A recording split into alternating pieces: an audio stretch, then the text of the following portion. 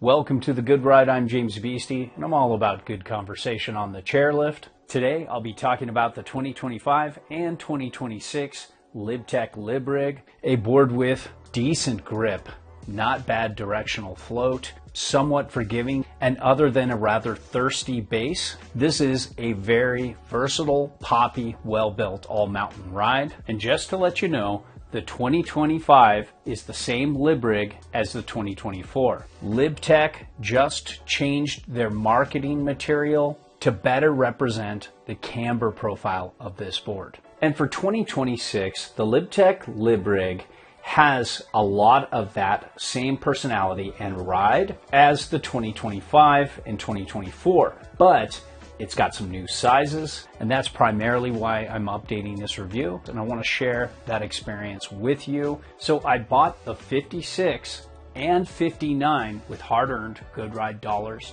and then tested the 157 at the demo when I saw that they changed the sizing. I rode this primarily with my Nitro Team TLS boots and Union Force bindings, and got this in a wide variety of conditions.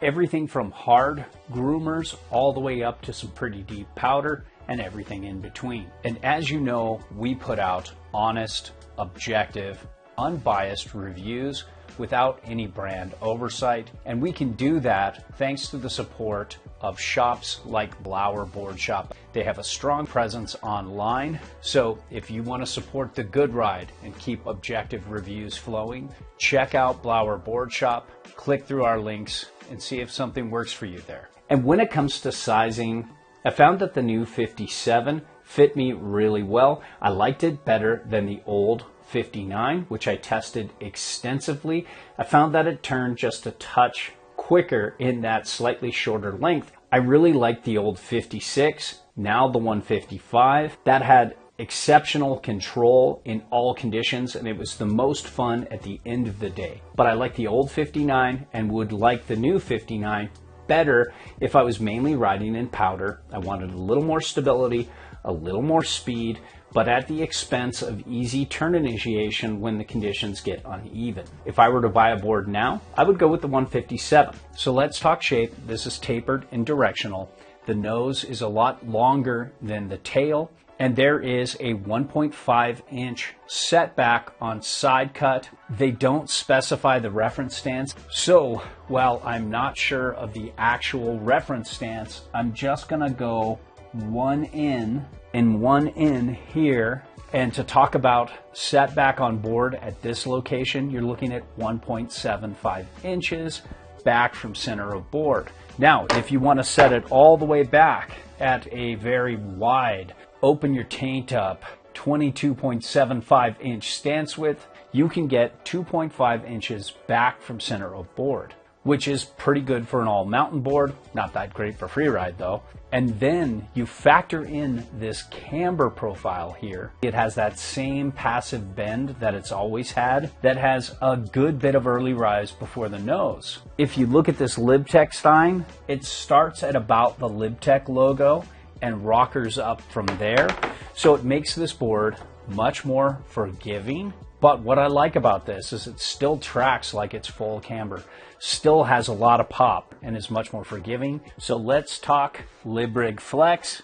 You can see there's a medium, bordering on medium stiff flex happening here. When you get down into the tail here, it might be a touch softer at the tip, but when you get down into the effective edge, it's a little stiffer. I still felt I could butter it very well off the tail. Between the feet, it's medium stiff for sure. Then in the nose, it's a little softer, especially at the tip of the nose. And when you get to the effective edge, the rocker here helps this butter a lot easier than you would think for this flex. And even though it's not full camber like the Dynamo or the anti-gravity, it still has a lot of pop, and it's a very dynamic, poppy board, but it doesn't take that pop and turn it into chatter when you get in hard or soft uneven snow. And I found this is a great all-day ride, and it can go pretty fast for this size, this shape, and flex.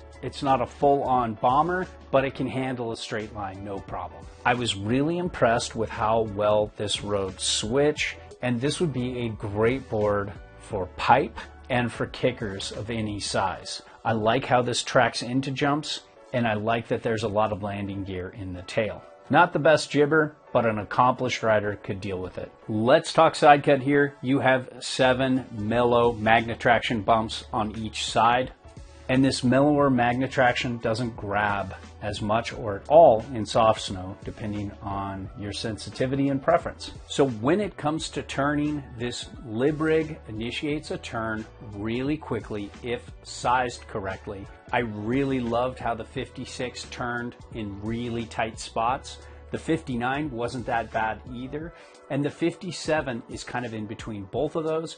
That'd be the size I'd choose now. And I'd be more than comfortable with the new 57 in all kinds of conditions, everything from tight spots and steep chutes to tight tree lines. I really like the way this turns. And when you get this 8-meter side cut on edge and really commit to a turn, this has a very balanced turning experience, and that's what I love about LibTech boards. They can do a little bit of everything. You can across the groomer carve, circle carve, but you can make down the line longer, drawn out, more straight line friendly carves, and this can handle a decent amount of speed if you want to point it here and there as well. The spring out of the turn is really good. I was very impressed and really enjoyed turning the lib rig. Base glide is good when waxed, but this loses wax quickly. This base is thirsty. The wax comes off, especially along the edges, and it can start to get slow. So you have to be on your game when it comes to maintenance for wax. That can be a deal breaker for some. I went out of my way to try to improve the wax retention. With the help of my friend Alfredo at Mount Bachelor, he gave it a base grind with medium to medium light structure, gave it several waxes. Then I took it home and waxed it several times. Then I went up on the mountain and the base went dry after 2 runs. By the end of the day, it was fully dry. And that was the deal breaker for me. And when it comes to powder, all years of the lib rig that I've tried float really well for an all mountain board.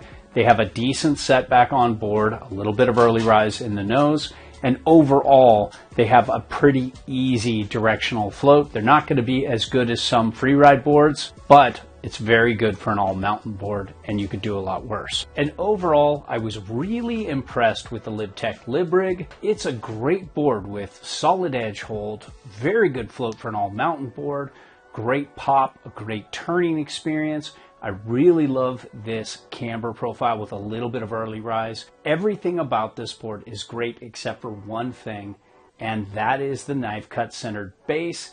That was the deal breaker for me in wanting to keep this board.